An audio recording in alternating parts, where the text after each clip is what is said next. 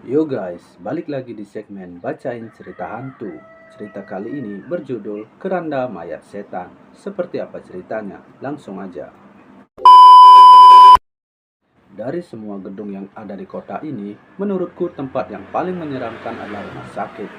Hal ini tidak lepas dari pengalaman pribadiku yang membuatku trauma, sehingga aku tidak mau lagi dirawat di rumah sakit. Namaku Manda. Saat itu aku menjadi pasien rawat inap yang ada di sebuah rumah sakit di Surabaya. Karena ayahku adalah seorang pegawai negeri yang mempunyai pangkat cukup tinggi. Aku ditempatkan di sebuah kamar inap khusus. Di kamar ini terdapat sebuah tempat tidur dan kamar mandi. Di ranjang sebelahku ada seorang wanita tua. Wanita itu terbaring dengan mata tertutup, sambil selang oksigen menempel di hidungnya. Beberapa selang lain menempel di badannya dan tersambung dengan selang infus yang berwarna kuning dan putih. Aku tidak tahu namanya dan juga tidak pernah berinteraksi dengannya, karena wanita itu sudah dalam keadaan koma ketika aku datang. Keluarganya pun jarang mengunjunginya. Dari hari pertama aku dirawat, baru sekali dia dikunjungi. Sangat berbeda denganku yang dijaga oleh ibu dan dijenguk oleh temanku di malam ke tempat aku dirawat. Tiba-tiba aku terbangun tengah malam dan tidak ada ibu di kamar, dan aku langsung menelpon handphonenya. Ternyata ibu sedang keluar mencari makan karena mendadak merasa lapar. Aku merasa takut ditinggal berdua dengan wanita tua penghuni di sebelahku. Namun tiba-tiba koneksi handphoneku terputus dan ternyata pulsaku habis. Untuk menghilangkan rasa takut, aku menyalakan televisi. Ketika aku sedang asik menonton, tiba-tiba aku mendengar seperti suara tersedak. Begitu aku mengecilkan volumenya, aku baru sadar kalau suara itu berasal dari wanita tua di sebelahku. Wanita itu seperti meronta-ronta. Dia seperti kesulitan bernafas. Mendadak bulu kudukku berdiri. Aku panik dan aku menekan tombol memanggil suster. Beberapa saat kemudian seorang suster datang.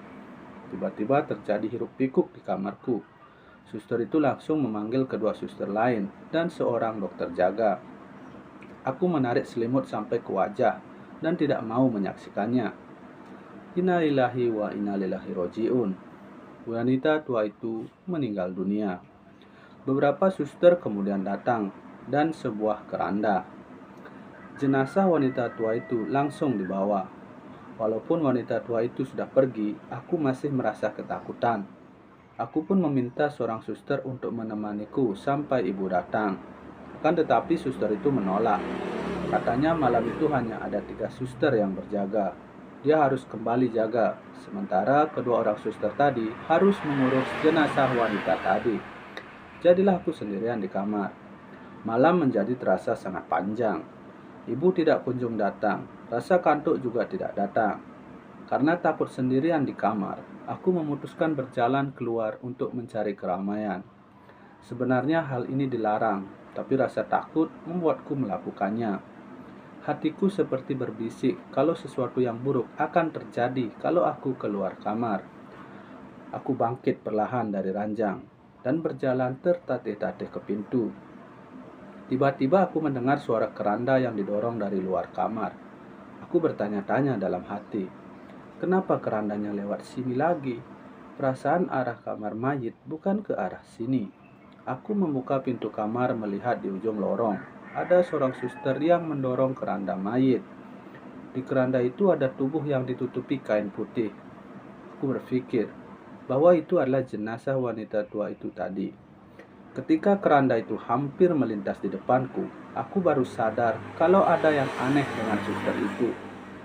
Suster itu, model seragamnya berbeda dengan suster-suster lain yang tadi aku lihat. Seragam suster itu kotor dan lusuh. Ada banyak noda-noda hitam di seragamnya. Dan suster itu terus menunduk. Wajahnya tertutupi oleh rambutnya yang panjang. Karena merasa aneh, aku pun menegurnya. Aku bertanya, apakah jenazah yang dibawanya adalah jenazah nenek tadi? Suster itu berhenti mendorong. Dia terdiam dan tetap menunduk ke bawah. Tiba-tiba suster itu menyibakkan kain putih itu. Ternyata bukan. Jenazah yang dibawanya adalah orang yang tidak aku kenal sama sekali. Di atas keranda itu terdapat banyak tulang belulang manusia. Tulang itu gosong seperti habis terbakar. Aku ngeri melihatnya dan langsung menutup jenazah itu dengan kain putih. Tiba-tiba suster tadi tertawa cekikikan. Aku terheran-heran sambil memandangi suster itu. Suster itu tertawa sambil tetap menunduk ke bawah dengan rambut panjangnya terjuntai ke depan. Aku baru sadar, kedua tangannya penuh dengan luka bakar yang masih baru. Bulu kudukku langsung berdiri dan suster itu masih tetap tertawa cekikikan ketika aku mundur perlahan darinya. Aku langsung teringat perkataan suster tadi di kamarku, kalau suster yang sedang jaga hanya ada 3 orang. Dan 3 orang suster yang tadi ke kamarku, tidak ada suster yang mirip dengan suster yang ada di depanku sekarang. Lagi pula, kalau ada suster lain yang mengurus mayit dan suster tadi sedang berjaga, berarti siapa suster ini? Aku berjalan mundur dengan tertatih-tatih. Aku berusaha kabur ke kamarku. Suster itu mendorong kerandanya maju dan suster itu melayang. Rambutnya tersimbak ke belakang dan wajahnya sekarang terlihat jelas. Wajah suster itu rusak terbakar. Kulit kepalanya seperti meleleh dan matanya yang berwarna merah menyeramkan melotot kepadaku.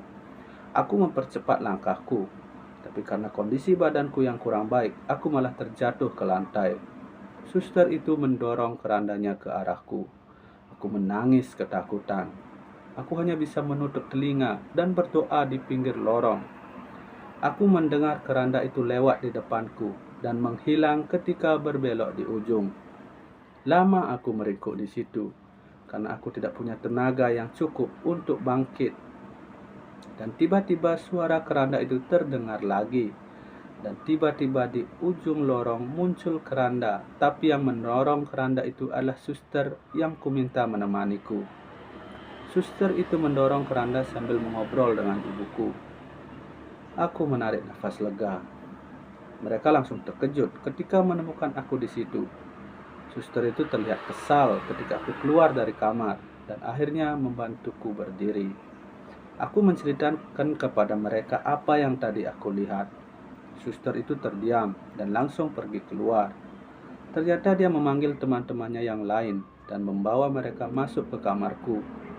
Dia bertanya kepadaku, apakah aku yakin kalau yang tadi aku lihat bukanlah mereka? Aku berkata sangat yakin. Mereka melihat satu sama lain. Suster itu pun akhirnya menceritakan sebuah mitos tentang rumah sakit ini. Dulu, rumah sakit ini pernah kebakaran, dan ada seorang suster meninggoy ketika sedang bertugas di kamar mayit.